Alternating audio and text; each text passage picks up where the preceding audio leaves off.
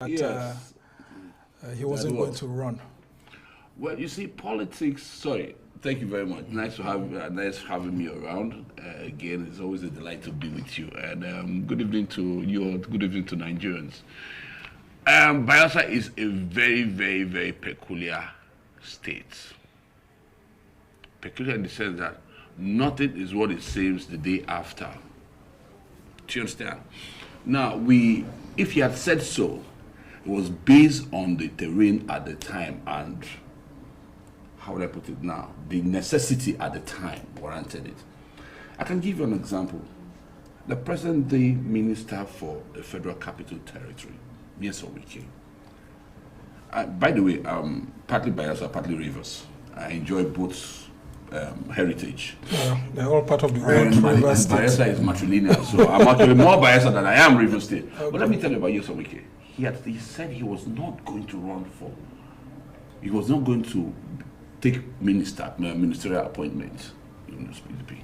He said if he lost the election, he was not going to do anything if he lost the primary. But this is him here. He not only did he canvass, he actually lobbied for it and he got it.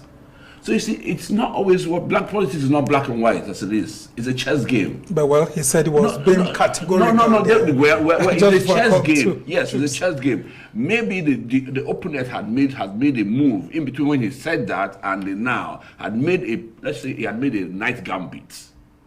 And to check that night gambit, the bishop himself, the Don Capone, we call him Don Pigatti. Well, and he has said, well, that's what it is. It's a chess game. The opponent had made a move, and it's up to him to checkmate him even before he gets to check. Well, he has also been checkmated now. Okay, well, you're talking about the judgment? Yeah. The judgment won't stand. Judgment won't stand. Judgment won't stand. You cannot, where you do not have jurisdiction, give a judgment, give a ruling. You have to have jurisdiction for you to give a ruling. Well, that's your opinion. Just hold on it now as we bring Chooks. Well, you would have seen and heard Timipre Sylva making a very giving a categorical answer to a categorical statement while he was having that radio interview. And of course, all of this have culminated in the Federal High Court in Abuja sacking him. And as it stands, APC has no candidate in Bayelsa State, though he has appealed the judgment, including asking for a stay of execution.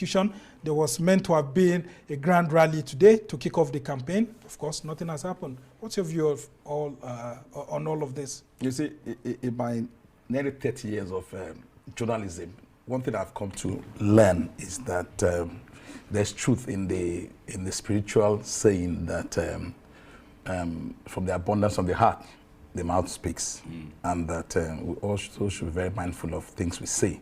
Because things we say have a way of coming back to haunt us.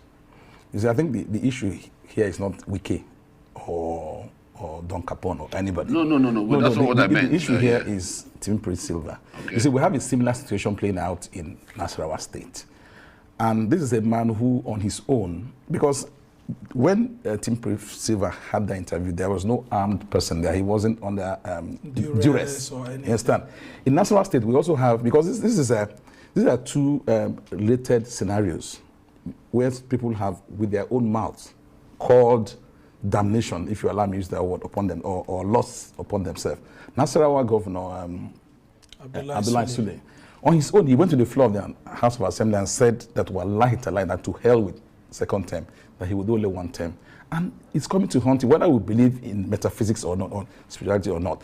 But this is Timipre Sylva, because you see, the Bible says that if a man is not faithful in little things, how will he be faithful in bigger things? You are a thing as minute as will you run or not run. Okay, let's see what the future brings. Will have been, you understand? And you said categorically. He said categorically. He clapped his hand for emphasis. He said, and it's playing out now. And this has been a problem with our politics in Nigeria. People say one thing and they do the other. Okay, a man who has said, on what premise is Sylva campaigning? He's making promises.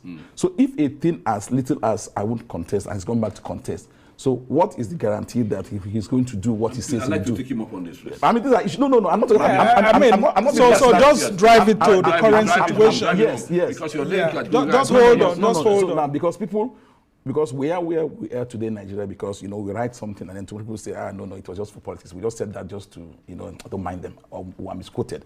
Fortunately for us, Sylva wasn't misquoted. He said that.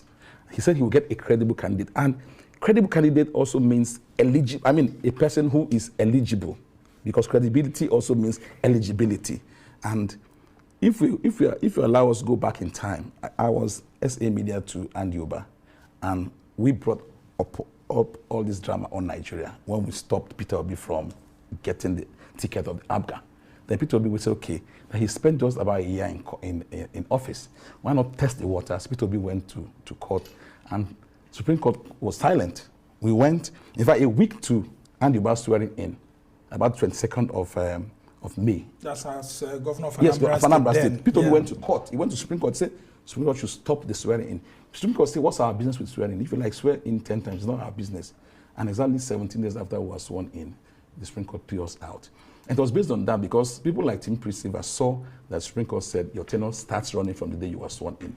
So he went to court and said, please, because nobody also brought that upon him. He brought it upon himself.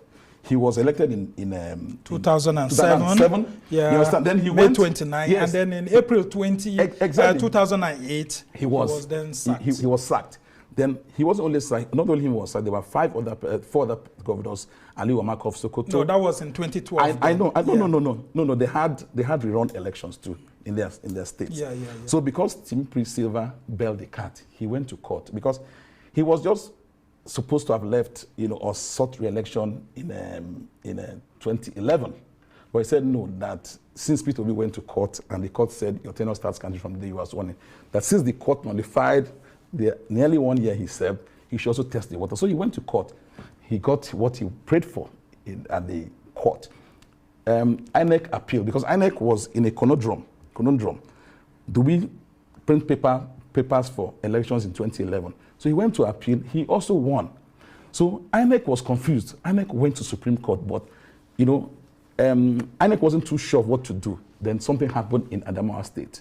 Brigadier General Abu Marwa, who is the current NDLA chairman, because he had gotten the ticket for the CPC. Yeah. So Marwa felt that, why will I get this ticket and this ticket will come to naught because one man in Bayelsa went to court. Marwa applied to join the Supreme Court, and that was what happened. And we're here we are. All right. So APC has no candidate now, according to the Federal High Court in Bayelsa. What's the implication for the governorship election in Bayelsa State? APC has a candidate right now. Well, the High Court, the Federal High Court judgment subsists at the moment. Where is the Federal High Court? Where? The Federal High Court is one. It only has the